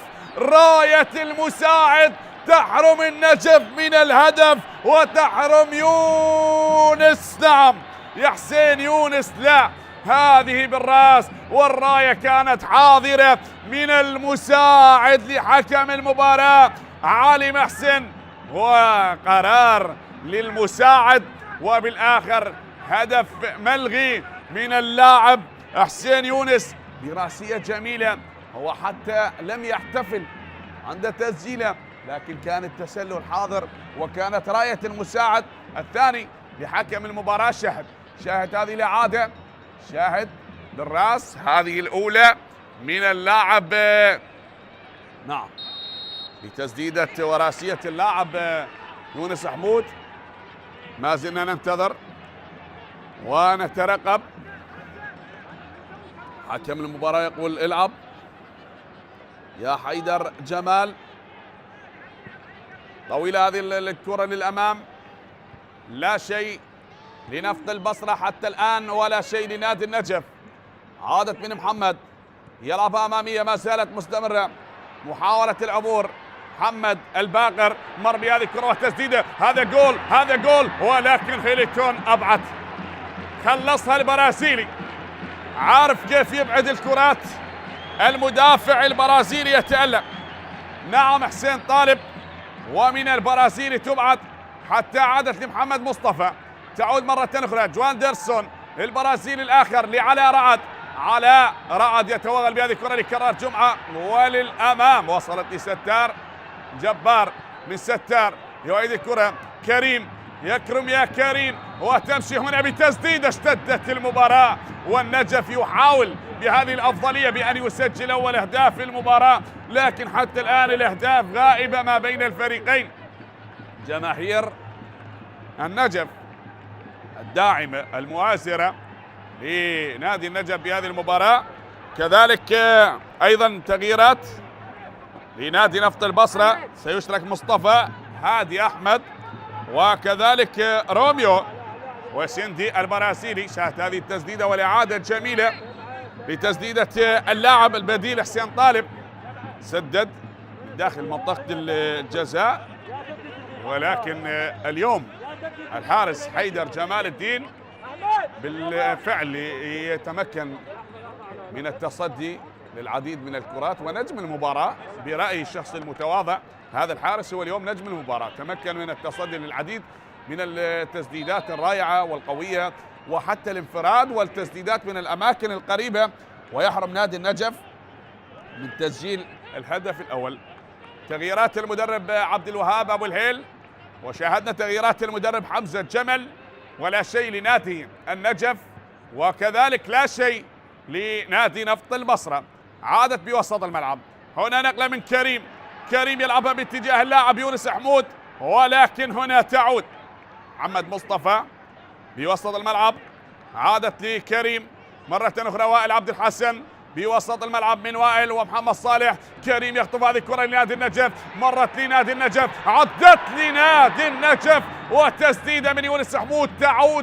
تعود لمحمد صالح، تعود. هذا محمد يحاول بأن يعيد الكرة لوائل، لكن هنا تنقطع وتمشي مرة أخرى للاعب ياسر سلام، بل انقطعت الآن للغضب الأحمر على رعد. حاول بأن يمشي أحمد نور تشلاب، يمشي تشلاب، يلعبها تشلاب، وانقطعت مرة أخرى. حسين يونس يحاول، وهناك اللاعب يونس حمود بينما تنقطع والتشتيت ماشية هناك من الجهة اليسرى. مرت لنفط البصرة، طالت وقريبة لستار. صباح عواد لن نشاهد صباح منذ اشتراكه حتى الآن إلا بهذه الكرة اللي حاول بها صباح عواد، بينما انقطعت حتى الآن. عادت حسين يونس يعيد الكرة لكريم، ستار جبار وسط الملعب بتسديدة من ياسر سلام بالراس. يا ياسر سلام، محاولة لحسين طالب، حسين طالب البديل يا طالب، يحاول محمد الباقر وتنقطع. غادرت أرضية الملعب، غادرت أرضية الملعب. تستمر المحاولات فتعود من أحمد نور. النجف يبحث بهذه الدقائق عن أول أهدافه بهذه المباراة. عرضية طويلة وصلت لحيدر جمال الدين، من حيدر جمال، والكلام ما بين الحارس والمدافع البرازيلي هيليتون. لا شيء أحبتي للنجف ولا شيء لنادي نفط البصرة. نادي نفط البصرة ب8 نقاط ونادي النجف ب6 نقاط، والندية مستمرة ما بين نادي النجف ونادي نفط البصرة. هذه عدت محاولة من جواندرسون، يمشي البرازيلي بل تنقطع من محمد الباقر الرقم 66 ويعيد الكرة للمدافع. هذا ياسر سلام لستار جبار، من ستار جبار نقلة هناك باتجاه اللاعب ياسر سلام، مر من الجهة اليمنى ويلعبها باتجاه اللاعب حسين يونس. حسين يونس مر على المدافع خيليتون، ولكن تنقطع وتبعد. رايع للمساعد لحكم المباراة علي محسن، راية المساعد. قمة هذه المباراة وندية هذا اللقاء ما بين الفريقين. الشوط الثاني شوط مختلف، رتم عالي للمباراة، لكن الأهداف غائبة بهذه العرضية والارتقاء. بينما هنا عنكبوت، هذا مصيدة، المصيدة لنفط البصرة. حيدر جمال الدين يتألق ويتأنق ويتصدى ببراعة لجميع محاولات لاعبي نادي النجف، فهم يبحثون عن أول أهداف المباراة بأشد الطرق، سواء من الكرات العرضية أو من التسديدات أو من الكرات الثابتة أو من المحاولات الفردية والانفراد. عادت هنا محاولة العبور من اللاعب جواندرسون، لكن تنقطع وتعود تحت أقدام اللاعب ستار. لستار جبار، ستار والاعتناء بالكرة تحت أقدام اللاعب ستار بالقميص رقم 2 يلعبها باتجاه اللاعب ياسر. سلام من ياسر، سلام كريم أعاد الكرة لكن بالخطأ يا كريم، مرت لصباح، عواد من صباح وتعود لمحمد جاسم. الوقت يمضي، كل شيء يمضي بهذه المباراة وما زلنا نترقب، ما زلنا نشاهد حتى الآن. هي لستار جبار بوسط الملعب لكريم بن عريف، كريم يلعبها، مرت أمامية طويلة وتصل هناك باتجاه اللاعب عباس صاحب عباس، وهنا صافرة لحاكم المباراة وغادرت أرضية الملعب. نعم ندية المباراة كبيرة، والحديث عن المباراة شيق جدا وممتع، لكن الأهداف غائبة وكذلك أقل من 4 دقائق متبقية على نهاية الوقت الأصلي لهذه المباراة. وكان الحديث عن نتائج الفريقين بموسم 2010 فاز النجف 1-0 يوم سجل فارس حسون، وكذلك بموسم 2013 كذلك فاز النجف 1-0 يوم سجل أيضا فارس حسون، واحد من هدافي المواجهات التي جمعت الفريقين. موسم 2017 فاز النجف ب4 أهداف مقابل 3 أهداف بتلك المباراة، كانت استعدادا للأندية العراقية. هذه عدت وللأمام يوم سجل معين أحمد وسجاد رعد وعلي قاسم وفرحان شكور، بينما سجل البصرة سلام محسن وفيصل كاظم وحسين جواد. فعادت بوسط الملعب ونقلة ممتعة، مباراة مثيرة، الإبعاد حاضر، تتخلص وتعود بوسط الملعب، تمشي الآن لصباح يحاول بهذه الكرة. صباح عواد تنقطع، هناك صافرة وخطأ أيضا 3-1 بموسم 2018 يوم 28 6 و3-0 في موسم 21 يوم 17-1 يوم سجل معين أحمد هدف وأحمد لفتكوني سجل هدفين بتلك المباراة. صافرة حكم اللقاء من النتائج الكبيرة التي جمعت الفريقين، كذلك 3-2 في موسم 22 يوم 2-3 سجل علي قاسم وأمجد راضي سجل للنجف بتلك المباراة هدفين، وكذلك سجل لنادي نفط البصرة حيدر عبد الرحيم وأحمد فرحان، حتى عادت الكرة بوسط الملعب. وأيضا بآخر لقاء بين الفريقين سجل اللاعب مازن فياض ومحمد مشهر بتلك المباراة التي انتهت بهدفين دون رد لموسم 2023 يوم 18/3. هذه النتائج التي فاز بها نادي النجف على حساب نادي نفط البصرة، بينما نادي نفط البصرة فاز ب6 لقاءات خلال المواجهات التي جمعت الفريقين. عادت من جديد بموسم 2012 يوم 15/11 حقق الفوز نادي نفط البصرة ب3 أهداف مقابل هدف واحد. يومها سجل حسام مالك وباسم علي في تلك المباراة، وحيدر عبودي خطأ في مرمى فريقه، وصباح عبد الحسن من سجل الهدف الوحيد بتلك المباراة لنادي النجف. عادت هنا بوسط الملعب بتمريرة تعود كذلك موسم 2014 يوم 6/6 1-0 لنفط البصرة يوم سجل اللاعب علي عودة بتلك المباراة، وبموسم 2018 2-1 يوم سجل باسم علي ومحمد غائب، وكذلك سجل للنجف أمجد عطوان بتلك المباراة. هذه من نتائج الفريقين التي جمعت نفط البصرة ونادي النجف. عادت من جديد بتمريرة، حاول ما زالت مستمرة للأمام، تعود طويلة، حيدر من كرار جمعة يعيد الكرة كرار، والإبعاد من مصطفى، إبعاد من مصطفى هادي أحمد، وبوسط الملعب صافرة حكم المباراة. نعم صافرة لحكم المباراة. كنا نتحدث عن نتائج نفط البصرة في شباك نادي النجف موسم 2018 3-0 ومسجل باسم علي ومرتجى عادل وذو الفقار شاكر، وموسم 2019 2-1 يوم سجل فيصل كاظم وجاكوب، وللنجف سجل اللاعب إيدو بتلك المباراة. طويلة وصلت بالراس، جول جول جول، لا لا لا لا، ضاعت كرة الهدف من البديل. أحمد علي عبد كاد أن يوقع على الشباك، وكاد أن يدخل تاريخ المواجهات بين الفريقين. شاهد راسية أحمد علي، لكن العارضة الأفقية هذه المرة تقف بجانب الحارس حيدر جمال. الإبعاد من جواندرسون طويلة، أبعدت وين الأمام. 5 دقائق كوقت إضافي لنهاية المباراة مستمرة. عادت من جديد بهذه الدقائق ال5.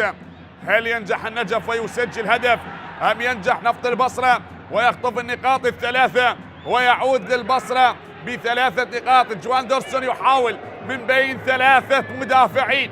هل ينجح جواندرسون؟ ولكن هناك ياسر سلام يقول ارجع، يقول له ارجع، يقول له ارجع. لكن هنا عادت بوسط الملعب من اللاعب على رعد جواندرسون، يمسي جواند، لكن انقطعت من جواندرسون وتعود بوسط الملعب بتمريره لكريم. وصلت من صباح لتعود بوسط الملعب وطويله من علاء لتمشي لياسر سلام لستار جبار. محمد الباقر، من محمد الباقر يحاول بهذه. محمد الباقر تمشي للامام باقدام احمد علي. كرار يقطع الطريق من كرار، وهنا صافره لحكم المباراه.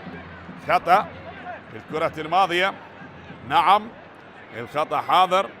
واحد من اللقاءات التاريخية ما بين الفريقين ومن أكبر النتائج التي جمعت الفريقين. 4-0 لنادي نفط البصرة في موسم 21. يوم 20/10 سجل يومها اللاعب بابا موسى وحسام مالك وحيدر عبد الرحيم وأحمد فرحان بتلك المباراة. شاهدت هذه الإعادة براسية اللاعب أحمد علي عبد، كادت أن تكون في المرمى لكن براعة الحارس أبعدها بقبضة اليد حتى اصطدت بالعارضة الأفقية وغادرت أرضية الملعب. محاولات عديدة استمرت بهذه المباراة، ولكن أحبة الأهداف غائبة حتى الآن، وما زلنا نشاهد متعة اللقاء بهذه المباراة. هدافي المواجهات لهذه المنافسة ما بين نادي النجف ونادي نفط البصرة.